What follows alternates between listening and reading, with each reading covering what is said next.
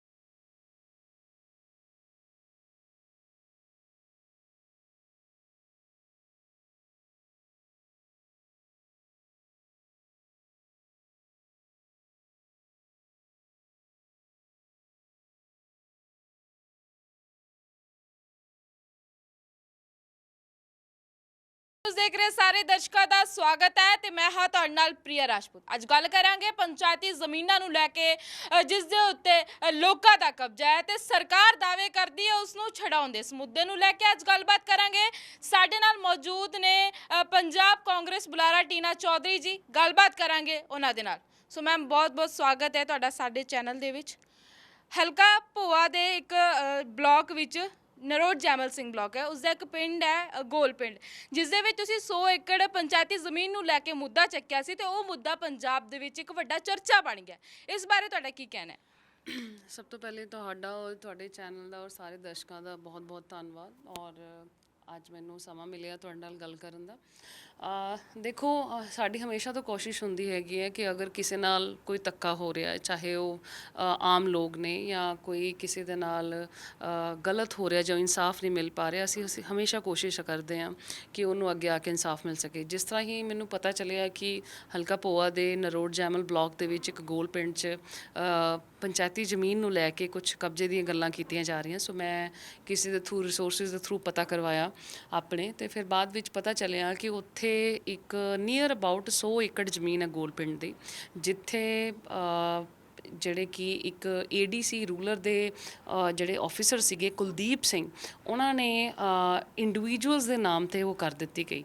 ਔਰ ਜਦੋਂ ਕਿਸੇ ਨੇ ਇਨਕੁਆਇਰੀ, ਉੱਥੋਂ ਦੇ ਲੋਕਲ ਸਰਪੰਚ ਨੇ ਵੀ ਇਹ ਮੁੱਦਾ ਜਿਹੜਾ ਸੀਗਾ ਰੇਜ਼ ਕਰਨ ਦੀ ਕੋਸ਼ਿਸ਼ ਕੀਤੀ ਕਿ ਇਹ ਜਿਹੜੀ ਪੰਚਾਇਤੀ ਜ਼ਮੀਨ ਹੈਗੀ ਹੈ ਜਾਂ ਸ਼ਾਮਲਾਟ ਜ਼ਮੀਨ ਹੈ, ਜੋ ਵੀ ਹੈਗਾ, ਇਸ ਉੱਪਰ ਕਿਸ ਤਰੀਕੇ ਦੇ ਨਾਲ ਇਹ ਜਿਹੜੇ ADC ਜਾਂ ਰੂਲਰ ਦੇ ਨੇ, ਇਹ ਕਿਸ ਤਰੀਕੇ ਦੇ ਨਾਲ ਇੰਡੀਵਿਜੂਅਲਸ ਦੇ ਨਾਮ 'ਤੇ ਕਰਕੇ ਚਲੇ ਗਏ, ਰਜਿਸਟਰੀਆਂ ਕਰਕੇ ਚਲ ਗਏ। ਕਈ ਸਾਰੇ, ਕੁਝ ਗੁਰਦਾਸਪੁਰ ਤੋਂ ਨੇ, ਕੁਝ ਅਲੱਗ-ਅਲੱਗ ਸ਼ਹਿਰਾਂ ਤੋਂ ਨੇ, ਲੋਕਲ ਵੀ ਨੇ।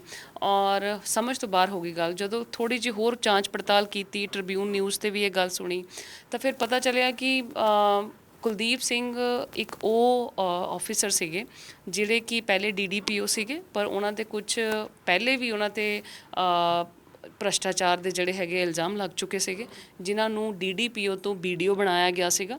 ਉਹ ਫਿਰ ਉਸ ਤੋਂ ਬਾਅਦ ਥੋੜ੍ਹੀ ਦੇਰ ਬਾਅਦ, ਜਿਸ ਤਰ੍ਹਾਂ ਇਹ ਗੱਲ ਪਤਾ ਚੱਲਦੀ ਹੈ ਜਾਂ ਇਸ ਪੰਚਾਇਤੀ ਜ਼ਮੀਨ ਦਾ ਮਸਲਾ ਉੱਠਿਆ ਹੋਏਗਾ ਜਾਂ ਲਾਸਟ ਈਅਰ ਦੀ ਗੱਲ ਹੋਏਗੀ, ਆਈ ਥਿੰਕ ਲਾਸਟ ਈਅਰ ਦੇ ਵਿੱਚ 2022 ਦੇ ਵਿੱਚ ਇਹ ਸਾਰਾ ਪ੍ਰੋਸੈਸ ਨੂੰ ਦੁਬਾਰਾ ਤੋਂ ਓਪਨ ਕੀਤਾ ਗਿਆ ਤਾਂ ਕਿ ਇਹ ਜ਼ਮੀਨ ਸੀਗੀ ਜਿਹੜੀ ਕਿਸੇ ਇੰਡੀਵਿਜੂਅਲਸ ਦੇ ਨਾਮ 'ਤੇ ਕਰ ਦਿੱਤੀ ਜਾਵੇ। ਅਤੇ ਜਿਸ ਨੇ ਵੀ ਇਹ ਕਰਵਾਇਆ ਉਸਨੂੰ ਭਲੀ ਭਾਂਤੀ ਚੰਗੀ ਤਰ੍ਹਾਂ ਪਤਾ ਸੀਗਾ ਕਿ ਇਹ ਕੁਲਦੀਪ ਸਿੰਘ ਜਿਹੜੇ ਨੇ ਬਹੁਤ ਹੀ ਜਲਦ ਰਿਟਾਇਰ ਵੀ ਹੋਣ ਵਾਲੇ ਨੇ, ਬਟ ਮੌਕੇ 'ਤੇ ਉਹ BDO ਸੀਗੇ। ਬਟ ਸਵਾਲ ਇੱਥੇ ਇਹ ਉੱਠਦਾ ਹੈ ਕਿ ਇੱਕ ਜਿਸ ਨੂੰ ਸਸਪੈਂਡ ਕੀਤਾ ਹੋਏ, ਜਿਸ ਨੂੰ DDPO ਤੋਂ BDO ਬਣਾਇਆ ਹੋਏ, ਉਹ ਇੱਕ ਕੁਲਦੀਪ ਸਿੰਘ ਨੂੰ ਕੌਣ, ਕਿਸ ਦੀ ਸ਼ਹਿ ਦੇ ਉੱਤੇ ਉਹਨਾਂ ਨੂੰ ਐਸੀਆਂ ਪ੍ਰਮੋਸ਼ਨਾਂ ਦੇ ਦਿੱਤੀਆਂ ਗਈਆਂ 10 ਦਿਨਾਂ ਦੇ ਵਿੱਚ। ਉਹ ਕੁਲਦੀਪ ਸਿੰਘ ਨੂੰ ਫੈਬਰਰੀ 2013 ਦੇ ਵਿੱਚ ਉਹਨਾਂ ਨੂੰ BDO ਤੋਂ DDPO ਬਣਾਇਆ ਜਾਂਦਾ, ਫਿਰ DDPO ਤੋਂ ਉਹਨਾਂ ਨੂੰ ADC ਦਾ ਚਾਰਜ ਦੇ ਦਿੱਤਾ ਜਾਂਦਾ। ਸੋ ਜਿੱਦਾਂ ਹੀ ਜਿਹੜਾ ADC ਦਾ ਵੀ ਉਹਨਾਂ ਨੂੰ ਚਾਰਜ ਮਿਲਦਾ, ਉਹ ਫੈਬਰਰੀ 25 ਔਰ 26 ਤਰੀਕ ਨੂੰ ਮਿਲਦਾ, ਜਿਹੜਾ ਕਿ ਆਈ ਥਿੰਕ ਉਹ ਸੈਟਰਡੇ ਉਹ ਸੰਡੇ ਸਰਕਾਰੀ ਛੁੱਟੀ ਹੁੰਦੀ ਹੈ। ਸੋ ਇਹਨਾਂ ਨੂੰ ਕੁਲਦੀਪ ਸਿੰਘ ਨੂੰ ਜਿਹੜਾ ਚਾਰਜ ਵੀ ਦਿੱਤਾ ਗਿਆ ਉਹ ਛੁੱਟੀ ਵਾਲੇ ਦਿਨ ਦਿੱਤਾ ਗਿਆ, which is a big question mark is there.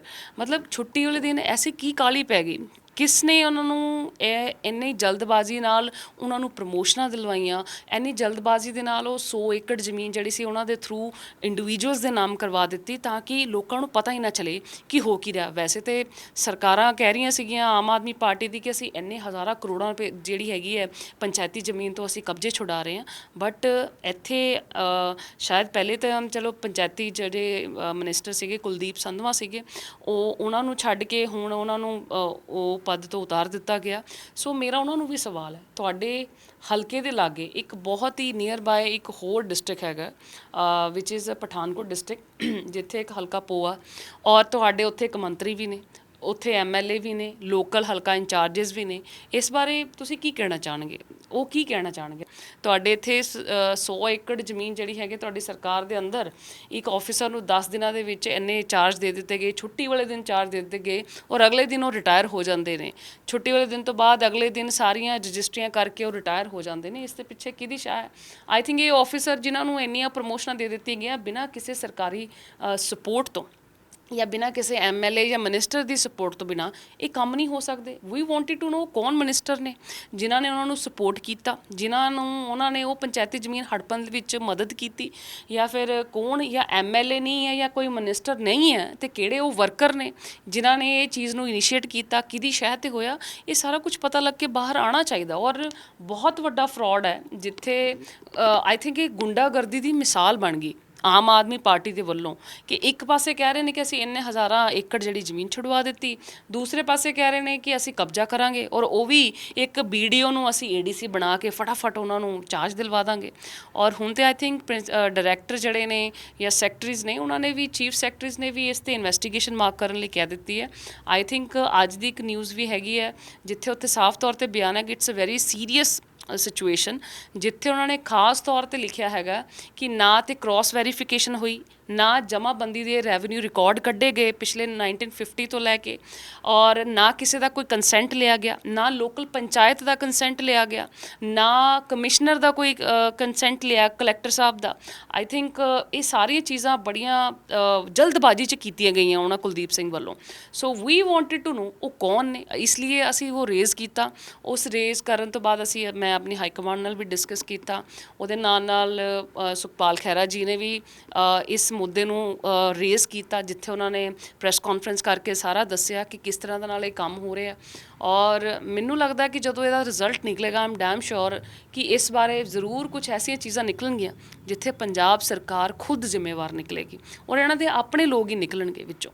ਕਿਉਂਕਿ ਪਠਾਨਕੋਟ ਡਿਸਟ੍ਰਿਕਟ ਇੱਕ ਇਸ ਤਰ੍ਹਾਂ ਦਾ ਡਿਸਟ੍ਰਿਕਟ ਬਣ ਚੁੱਕਿਆ ਜਿੱਥੇ ਅੱਜ ਕੋਈ ਵੀ ਕੰਮ ਨਹੀਂ ਹੋ ਪਾ ਰਿਹਾ, ਨਾਟ ਈਵਨ ਅ ਸਿੰਗਲ ਕੰਮ, ਕੋਈ ਕਾਰਪੋਰੇਸ਼ਨ ਦਾ ਹੋਵੇ ਜਾਂ ਲੋਕਾਂ ਦੀ ਭਲਾਈ ਦਾ ਕੋਈ ਕੰਮ ਹੋਵੇ, ਕੋਈ ਰਜਿਸਟਰੀਆਂ ਦਾ, ਕੋਈ ਲੈਂਡ ਦਾ ਕੋਈ ਕੰਮ ਲੈ ਲਓ, ਕਿਸ ਤਰੀਕੇ ਦੇ ਨਾਲ ਓਵਰ ਚਾਰਜ ਕੀਤੇ ਜਾ ਰਹੇ ਨੇ ਰਜਿਸਟਰੀਆਂ ਦੇ ਉੱਤੇ।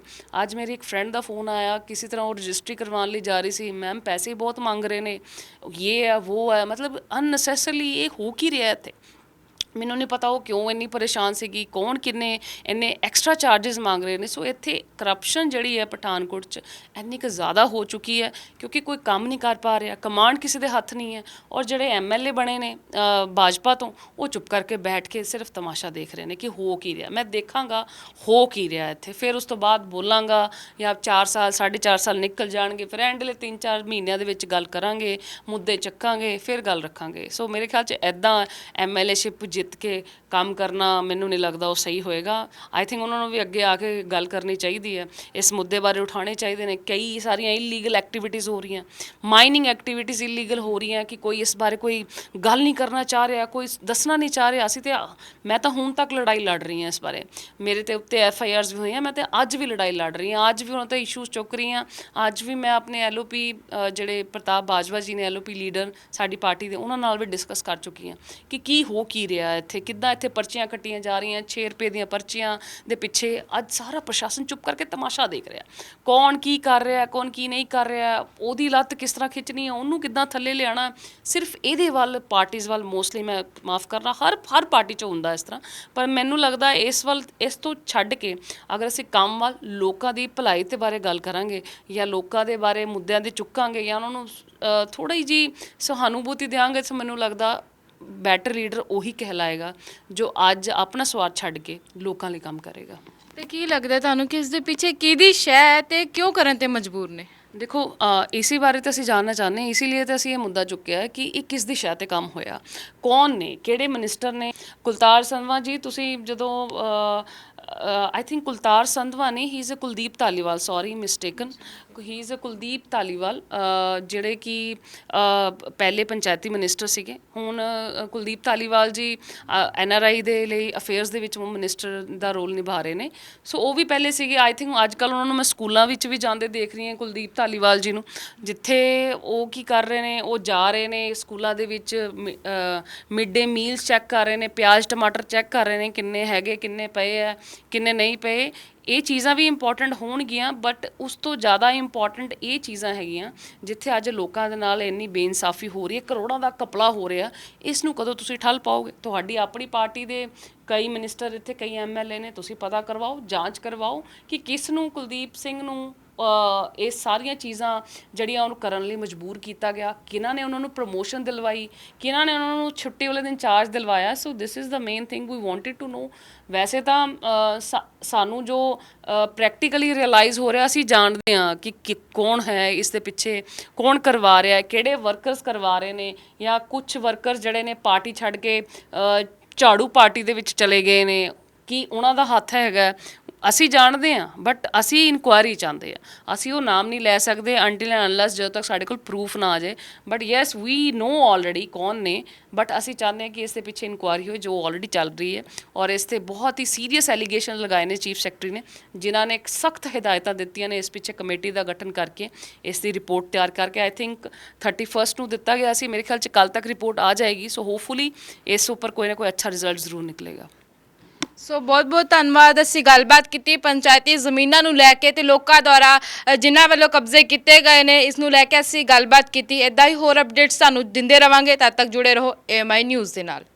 इंटरनेट की दुनिया का है ये बादशाह, जियो का जादू फैले हर जगह, काम कम भी है स्पीड में दम भी है, एंटरटेनमेंट का तड़का लगा, अब हर घर चलेगा, हर घर चलेगा, हर घर चलेगा जियो फाइबर। हर घर अब हर घर जियो फाइबर, अब हर घर अब हर घर जियो फाइबर, अब हर घर अब हर घर जियो फाइबर, अब हर घर अब हर घर जियो फाइबर।